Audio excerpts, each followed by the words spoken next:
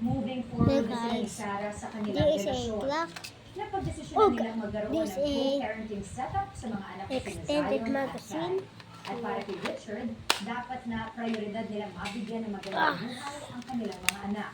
Pero hindi na nagbigay ng detalye si Richard sa kanilang paghiwalay at annulment. There is a Richard na walang kinalaman cat dito gun. after You sa know si Barbie what is dumating umano si what is Barbie sa the buhay ni Richard matapos ang hiwalayan nila ni Sarah. bullet for this so what kind of bullet is this? I have so many bullets.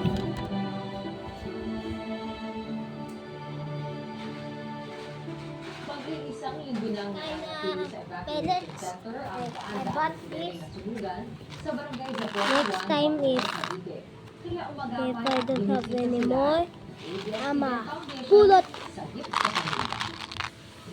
This what?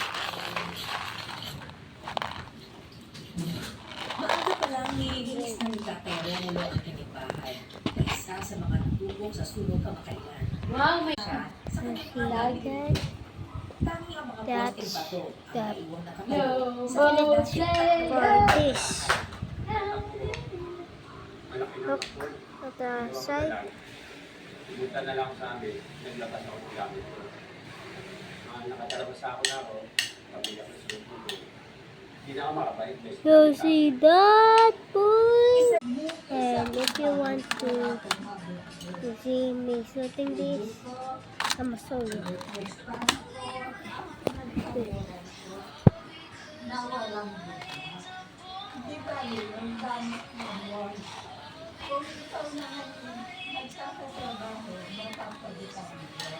Bullet.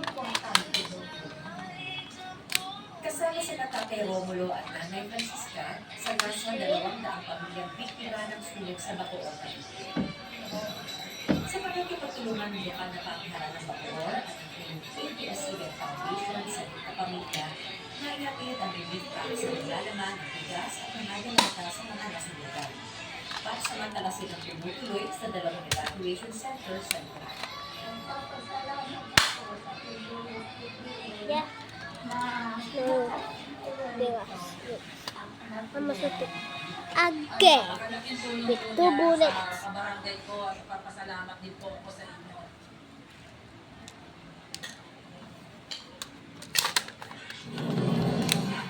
susunod ang pasilip sa paghahanda sa iba-ibang bahagi ng bansa para sa pista ng Santo Niño. At kilalanin ang rescue dog na Bye-bye. Edith Pajera